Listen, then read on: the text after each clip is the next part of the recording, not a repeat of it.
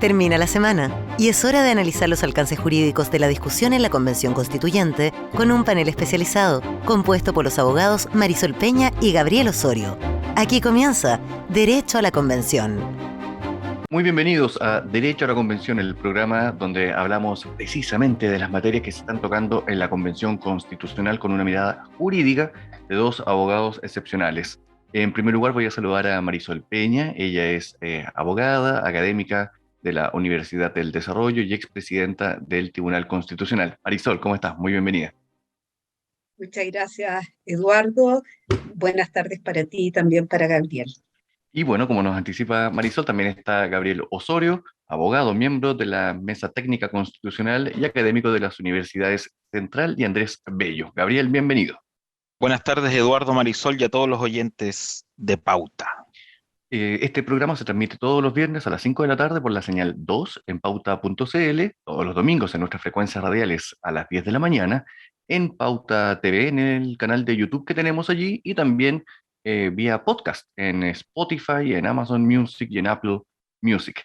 Bien, vamos de inmediato a los temas porque hay hartos, por Dios que hay hartos. El primer tema que yo quisiera consultarle en este caso a Gabriel Osorio corresponde a una norma que fue aprobada en la Comisión de Sistema Político, una norma que pasa al Pleno, y que en una de sus partes dice: los movimientos políticos sociales podrán constituirse legalmente en cualquier nivel territorial, propondrán un programa político y mantendrán el registro de sus adherentes, el que estará a cargo del servicio electoral. Esto dice uno de los incisos, y es justamente a continuación de aquel en que habla de los partidos políticos. Por lo tanto, uno elige que esto no es un partido político, Gabriel Osorio. Sí, muy buenas tardes. En efecto, no es un partido político y la propia propuesta de norma hace una distinción muy clara.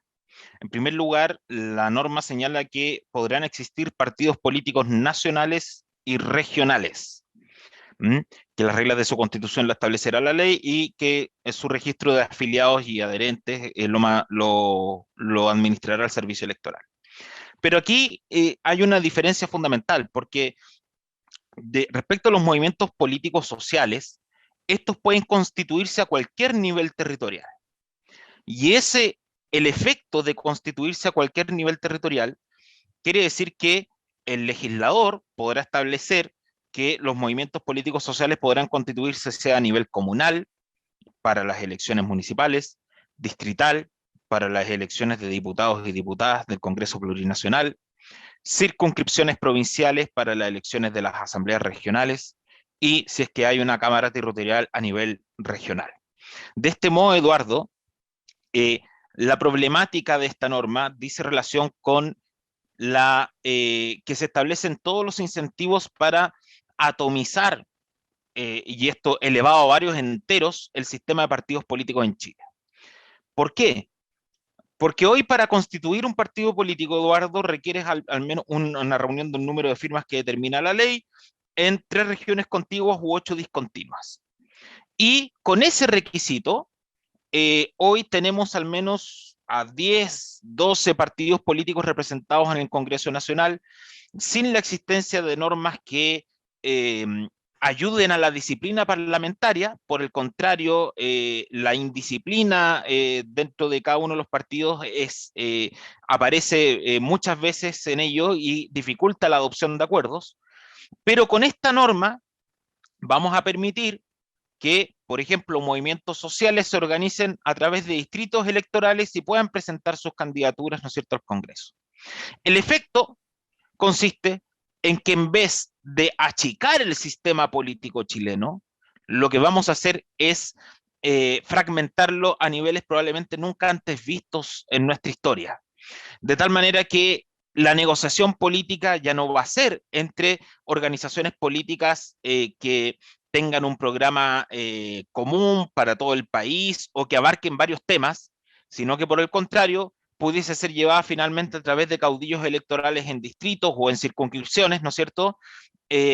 Con lo cual va a ser muy difícil la adopción de acuerdos al interior del Congreso Nacional, va a ser mucho más ingobernable el ejercicio de la función pública por parte del Poder Ejecutivo, puesto que la tramitación de proyectos de ley aún se va a dificultar más. Y en definitiva, Eduardo, en realidad la norma lo que trae, llamémoslo así, en su vientre, es la destrucción del sistema de partidos políticos en Chile, derechamente. Yo creo que es una norma grave, no es una norma que, si bien uno pudiese reconocer a nivel constitucional los movimientos sociales políticos, estos no pueden quedar los incentivos para no constituir partidos políticos y sí multiplicar por varios enteros, ¿no es cierto?, la constitución de movimientos sociales políticos, y con el evidente crisis de gobernabilidad que esto pudiese traer al interior del Congreso Nacional. Bien, Gabriel. Voy a repetir algo, Marisol, antes de darle la palabra, que tiene que ver con que esto es una norma en particular aprobada en la Comisión de Sistema Político, pasa al Pleno para verificar si acaso se le aprueba, primero en general y luego en particular. Marisol Peña. Creo que la explicación que ha dado Gabriel Osorio es completísima. Por lo tanto, desde mi perspectiva, cabía esperar que con esta norma se siguiera el derrotero de gran parte de las normas que se han examinado en la propuesta, por un lado, de la Comisión de Medio Ambiente y ayer mismo en la propuesta de la Comisión de Derechos Fundamentales. Esto es, que sean rechazadas y vuelvan a la Comisión para una rearticulación, una revisión. Yo solamente, sin ser experta en el tema electoral, quisiera agregar dos puntos. El primero es que, coincidiendo que esto va a producir una fragmentación imposible del sistema político, un sistema que cobije institucionalmente de la manera que se viene proponiendo a los movimientos sociales, creo que le da de alguna manera un paraguas jurídico al desarrollo de fenómenos que han sido muy nefastos en América Latina, como el clientelismo. Tenemos países como Ecuador, por ejemplo, donde este fenómeno se ha articulado en torno a demandas de los barrios y han crecido como movimientos sociales desde demandas que son absolutamente sectoriales, particularizadas, y donde los objetivos de bien común, que son los que caracterizan el accionar de los partidos políticos en una mirada más holística, más integral, se van perdiendo. Y el segundo punto que yo agregaría es que si hay un logro que fue obteniendo el sistema constitucional chileno, fue sentar bases constitucionales para el funcionamiento de los partidos políticos, que no tienen solo que ver con un registro de los militantes, como hace alusión la norma, sino con la exigencia de una contabilidad pública, de normas de efectiva democracia interna en su interior, no monopolizar, digamos, la participación ciudadana, y estos límites no los veo aplicables a los movimientos sociales, y creo que en una sociedad democrática donde cada día se valora más la transparencia, la accountability para un sano ejercicio democrático, si esto va a llegar en definitiva inevitablemente a existir, tenemos que nivelar la cancha y exigirles que sean responsables en estos puntos, tal y como lo han sido hasta ahora los partidos políticos. Yo quisiera hacer una pregunta. ¿Qué es un movimiento político social, Gabriel Osorio? Mire, yo la verdad desconozco qué es lo que sería. Es un enunciado que no tiene una definición en la Constitución y que solo establece el requisito territorial. Pero sabe que, Eduardo, déjeme decirle que además la norma constituye un retroceso en la tradición constitucional chilena previo a la dictadura militar. A ver. ¿Por qué?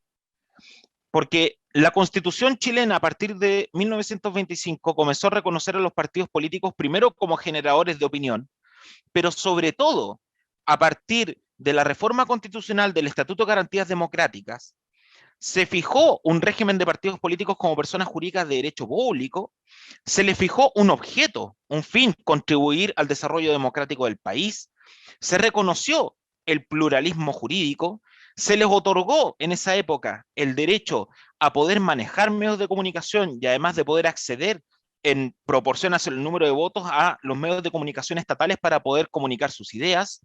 Se les reconoció la libertad de poder organizarse internamente siempre y cuando respetaran el régimen democrático de gobierno, y además se prohibió la existencia, ¿no es cierto?, de partidos políticos que pudiesen afectar la democracia en Chile. El Estatuto de Garantías Constitucionales en Chile en 1970-71 fue el mayor avance a nivel de partidos políticos en Chile, Eduardo.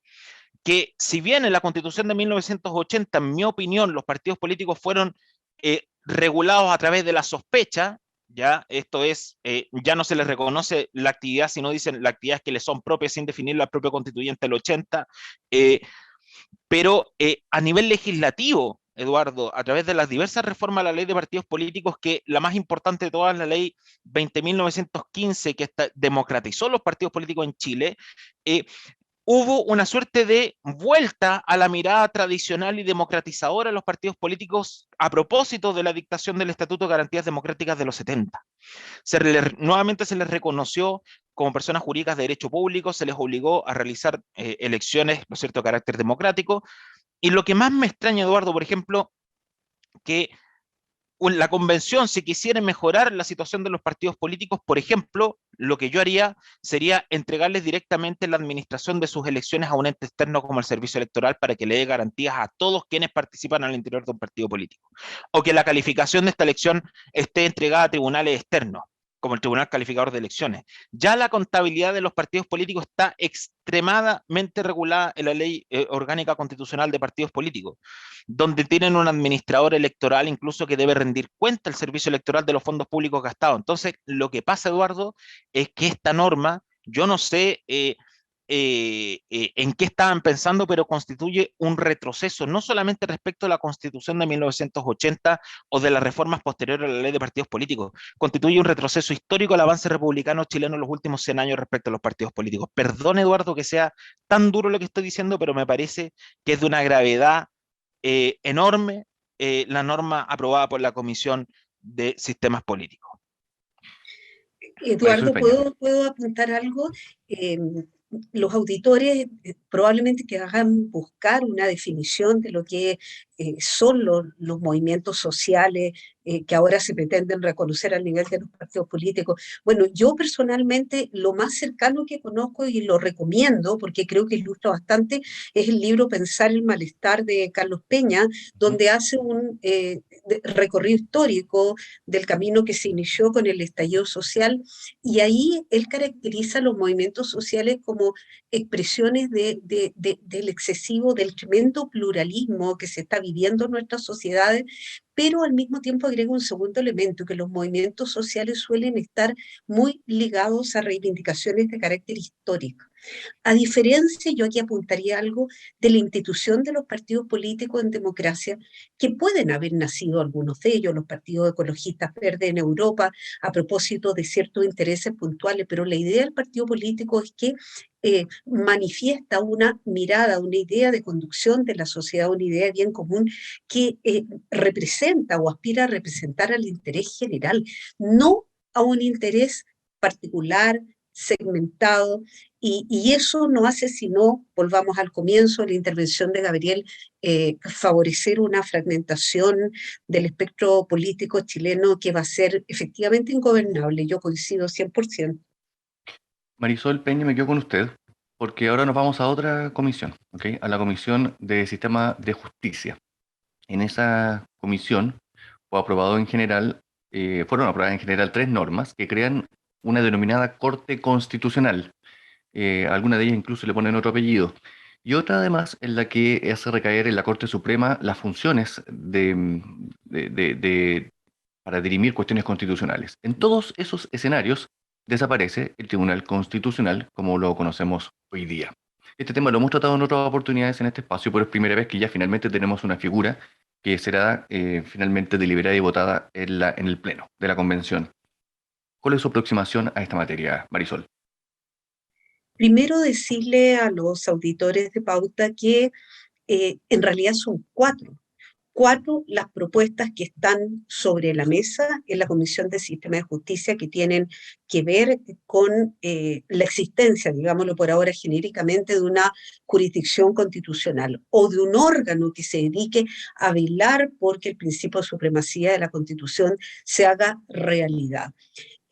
A mí me parece que dentro de esas 4 propuestas que están sobre la mesa hay 2 que yo llamaría extremas. Una es la que Eduardo ha señalado, que es la propuesta de restarle al Tribunal Constitucional actual el conocimiento de la acción de inaplicabilidad por inconstitucionalidad de preceptos legales en determinadas gestiones judiciales concretas, acompañado de un sistema de deferencia excesivo al legislador, porque finalmente los tribunales declararán concretamente una comisión sorteada de la Corte Suprema la eventual inaplicabilidad de un precepto legal, y esto se comunicará al legislador para que en el futuro él arregle esta constatación inconstitucional. Lo que en la práctica, digámoslo derechamente, nunca ha ocurrido, porque todas las sentencias de inaplicabilidad desde el año 2006 en adelante han sido comunicadas por el Tribunal Constitucional a ambas cámaras.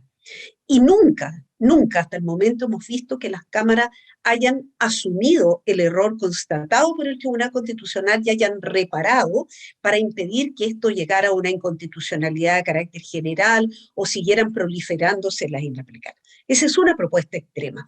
La otra propuesta extrema, que es mi obligación aquí representarla derechamente, es la de los escaños reservados, porque ya eso para mí definitivamente no sé qué nombre ponerle. Es un copy-paste de lo que existe en Bolivia, el intento de instalar un tribunal constitucional plurinacional en Chile, como el modelo boliviano, pero lo más grave, con magistrados que van a ser originados en la elección popular. ¿Se imaginan ustedes, Eduardo, Gabriel, futuros jueces constitucionales haciendo campaña en calidad de candidato para ser elegido, comprometiendo de antemano aspectos que posteriormente no van a poder, o más bien van a estar totalmente reñidos con el principio de la independencia de la función jurisdiccional?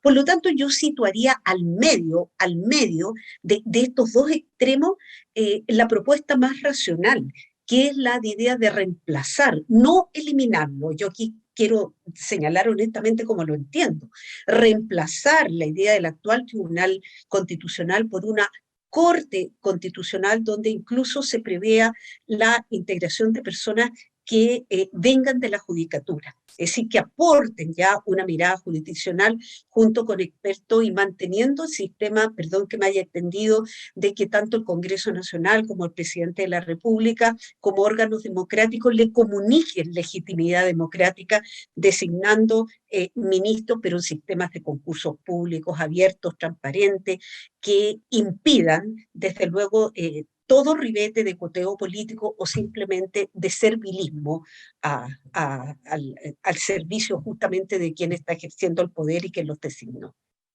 Así lo resumiría en un breve panorama. Sí, yo tiendo a coincidir con Marisol en la preocupación que existe por estas, al menos, propuestas sobre Corte Constitucional. Debo manifestar, eso sí, que me parece positivo que al menos se esté mencionando la existencia de un órgano que vele por la supremacía constitucional. Me parecía poesía el hecho de entregarles al Congreso la solución de estos conflictos mediante la dictación de nuevas leyes, porque eso, tal como lo señala Marisol, no ha ocurrido. No ha ocurrido, y es por eso que existe la jurisdicción constitucional. Ahora bien, en mi opinión, nuevamente creo que existe la necesidad de que la Convención Constitucional tome una decisión respecto a quién va finalmente a ejercer la función de proteger este principio de supremacía constitucional. En mi opinión, tiene que ser un tribunal o una corte constitucional con una composición que permita, ¿no es cierto?, la profesionalización de este tribunal, que no tenga los cuestionamientos que alguna vez tuvo este tribunal, y que al mismo tiempo evitemos, ¿no es cierto?, las tentaciones, como que alguna vez se señaló, de la existencia de esta tercera cámara, sobre todo a través del control preventivo. A veces, Eduardo, creo que ha existido como un exceso de entusiasmo, llamémoslo así, respecto de reformar o cambiar instituciones que de cierto modo requerían más bien ajustes y no eliminaciones o cambios completos, como se ve, por ejemplo, en el Tribunal Constitucional, o como también hemos podido observar a propósito de otros órganos jurisdiccionales, como el Tribunal Calificador de Elecciones, donde también hay propuestas que cambian profundamente este tribunal, y yo al menos en los años que llevo ejercicio de la profesión, que no son tantos, pero igual,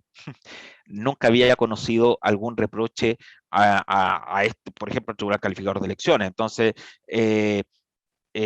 hay usted me podrá ayudar, Eduardo, en inglés hay un dicho que en español señala que si funciona no lo arregles, ¿no es cierto? Yo siempre he sido más bien fan de esa máxima y lamentablemente a veces creo que no existe, que el exceso el cambiarlo todo impide ver que hay soluciones más sencillas para los problemas institucionales que ha tenido el país. If it's not broken, don't fix it. Don't Si no fix está it. roto, no lo No arregles. lo arregles. Así es. Marisol, ¿algo agregamos acá o nos vamos a derechos fundamentales? A ver, yo creo que en definitiva, si tuviéramos que hacer hoy día una proyección en breves minutos, efectivamente yo creo que el control preventivo está destinado a desaparecer. Yo he llegado a esa convicción, el control preventivo de leyes para quienes nos están escuchando. Espero que se mantenga respecto a los tratados internacionales de derechos humanos. Y no solo de los tratados internacionales de derechos humanos, sino que también de libre comercio, en fin, tantas otras formas de vincularnos con los estados. ¿Por qué?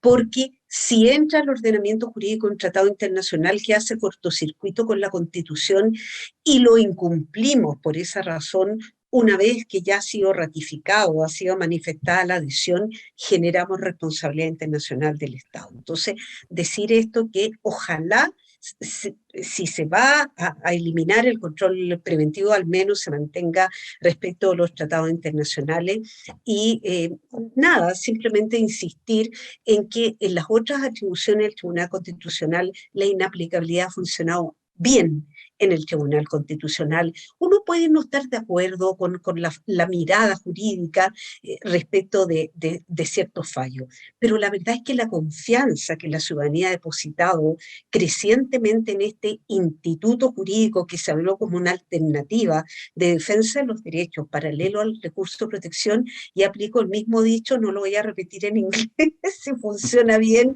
¿para qué lo vamos a modificar? Creo que es importante que quede en la Corte Constitucional o Tribunal Constitucional, como se llame. Y por último agregaría que sería muy importante unificar en esta Corte Constitucional todas las contiendas de competencia entre los órganos para que haya una sola mirada acerca de la distribución de funciones desde los parámetros constitucionales, sin distinguir si éstas se producen con tribunales inferiores o con tribunales superiores, y ello a cargo de la Corte, por supuesto. Muy Que bien, fue por el vamos. cual nació el tribunal, perdón, que fue la razón por la cual nació el Tribunal Constitucional en 1970, también para dirimir los conflictos de competencia que antes tenían grandes problemas en el país. No solamente para reforzar, Eduardo, el hecho de que el recurso de inaplicabilidad también a petición de parte, no solamente como en algunas propuestas señala que sea el juez el que, si él estima que fuera inconstitucional una norma, que lo revise o la Corte Suprema o el Tribunal o la Corte Constitucional, que también sea que el hecho de que las partes puedan solicitar la inaplicabilidad de una norma también es una garantía, ¿no es cierto?, de la eficacia de la propia Constitución Política de la República, porque finalmente creo, Eduardo, que el recurso de inaplicabilidad ha sido un buen instrumento para resguardar no solamente el principio de supremacía constitucional en el caso concreto, sino también derechos fundamentales como, por ejemplo, aunque sea muy impopular decirlo, Eduardo, la ley Emilia, que claramente vulnera el principio de proporcionalidad de las penas, ¿no es cierto?, y que ha sido declarada inconstitucional cada vez que se ha ido al Tribunal Constitucional a solicitar su inaplicación por vulnerar lo dispuesto en el artículo 19 de la Constitución. Bueno, usted dio paso perfecto, derechos fundamentales. Mire, yo les voy a pedir que pensemos en un limón y tenemos que exprimirlo porque nos queda poquito tiempo, ¿ok? Ayer el Pleno, este jueves, el Pleno aprobó en general 14 de los 50 artículos que la Comisión de Derechos Fundamentales había entregado en su primer informe. Yo no la voy a calificar, ¿ok? Ya lo he hecho lo suficiente en otros programas. Pero sí les quisiera pedir a ustedes si hay algún artículo en particular, dado que tenemos poco tiempo, de aquellos que fueron rechazados o de los aprobados, que les merezca la pena comentar ahora mismo. Marisol Peña. Bueno, yo me voy a centrar porque he tenido la oportunidad de decir algo públicamente en el tema del derecho a propiedad.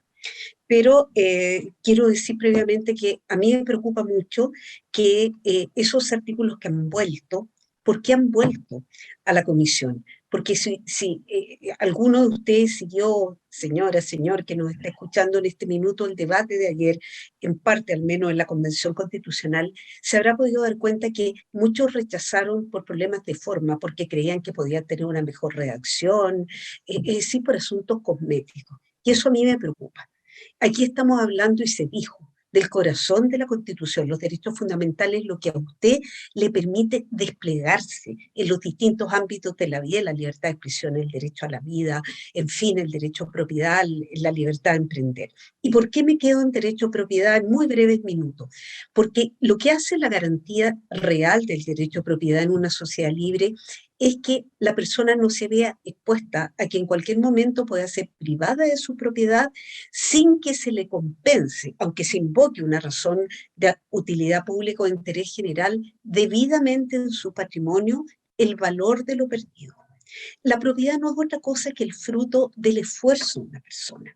Y sencillamente, si como lo hace la propuesta, se dice que en caso de privación de la propiedad se confía a la ley determinar las reglas para consolidar el justo pago, se pierde, Eduardo, la idea de que es una indemnización que tiene por objeto compensar en el patrimonio aquello que a una persona o a una empresa le puede haber costado un enorme esfuerzo adquirir. Por lo tanto, para mí una de las cosas más graves es la indeterminación confiada a la ley de las reglas que rigen la expropiación. Pero eso fue rechazado. Sí, pero de las normas rechazadas, tú nos preguntabas de las aprobadas. Sí, no, está bien, digo yo, fue rechazado y por lo tanto volverá a la comisión y ojalá que se hagan ¿Sí? esos ajustes que usted menciona. Y propiedad debe entenderse además como grandes, pequeñas y chicas, ¿ok? Propietario puede ser propietario de una casa en Quilicura Por eso me o en refería donde sea. a usted, señor, Mm. señora que nos está escuchando. A cada uno de nosotros nos puede apretar el cuello hasta el día de mañana. Esto no es un problema de las grandes empresas, de las compañías multinacionales. Esto es un problema de la cotidianeidad. Gabriel Osorio. Sí, yo también iba a hablar del derecho de propiedad, que el derecho a la propiedad sobre cosas incorporales que en algún momento había sido retirada y que ahora al parecer se estaría pensando, ¿no?, en volver a señalarla, al menos que eso constituye también parte de las normas que fijó Andrés Bello en el Código Civil cuando señala que sobre las cosas incorporales también existe una especie de propiedad. Ahora, a mí sí me llama la atención un asunto que dice relación fundamentalmente con las llamados los títulos administrativos, porque en la norma que fue rechazada, también lo que se proponía era que no se encontraban los títulos administrativos de prestación de servicios públicos amparados por el derecho de propiedad. ¿Qué quiere decir? Que las concesiones, por ejemplo, de agua, de luz, Sanitaria. etcétera, la sanitaria, los concesionarios ya no tendrían un derecho de propiedad sobre ese título administrativo y por tanto no estarían amparados, ¿no es cierto?, por la acción de protección, ¿no es cierto?, no estarían amparados tampoco por la acción reivindicatoria y por las demás acciones, ¿no es cierto?, que establece nuestro legislador. Y de eso solamente quería hacer el comentario que me parece que habría que regular al menos el paso de la regulación anterior a la actual, a la que se pretende realizar sobre estos títulos estos títulos administrativos, ¿no es cierto?, ya sea a través de la delegación de la regulación a la ley o alguna otra forma para, me imagino, evitar las preocupaciones que pudiese tener este tipo de normas. Tenemos que cerrar, pero permítanme una licencia, ambos. Porque yo creo que hay algunos artículos que la manera en que están redactados son bellos, ¿ok? Y yo quisiera solamente comentar uno, perdón por esto, que tiene que ver con mire, se me perdió ahora, el derecho a la vida. Dice, derecho a la vida, artículo 23, de acuerdo con la propuesta. Toda persona tiene derecho a la vida, punto. Ninguna persona podrá ser condenada a muerte ni ejecutada, punto. Marisol Peña. Está repitiendo en general una tendencia que se encuentra hoy día en los tratados internacionales de derechos humanos, lo mismo que el artículo primero que se aprobó ayer, que dice que los derechos humanos son interdependientes, indivisibles, en fin, eso no es ninguna novedad porque ya está dicho, es parte del corpus del derecho internacional de los derechos humanos. A mí y aquí, bueno, se me va a salir absolutamente mi mirada particular, yo siempre trato de ser lo más objetiva, pero yo lamento profundamente que no haya ninguna referencia explícita al inicio de la vida. Creo que uno de los grandes temas interpretativos que hemos tenido en Chile tiene que ver precisamente con eso. Si ese ser que se encuentra en gestación es un interés digno de protección desde el momento de la gestación, o si corresponde a una persona que es titular de un derecho fundamental a la vida. Por lo tanto, yo, más que bello, ese artículo de Eduardo, lo encuentro de un carácter escueto que me da mucha aprehensión de cómo pueda funcionar frente a los grandes temas valóricos que suscita el desenvolvimiento de la vida en nuestra sociedad del siglo XXI.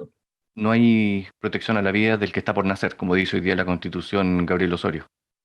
Sí, a mí por el contrario, a mí me produce satisfacción que se esté hablando sobre los derechos sexuales y reproductivos de la mujer y de qué manera, sin perjuicio de proteger la vida, al mismo tiempo se le pudiese abrir a través de esta discusión constitucional la posibilidad de tener una interrupción del embarazo que no sea ni delito, y que no esté sujeta a los requisitos que actualmente se establece por parte del Código Sanitario.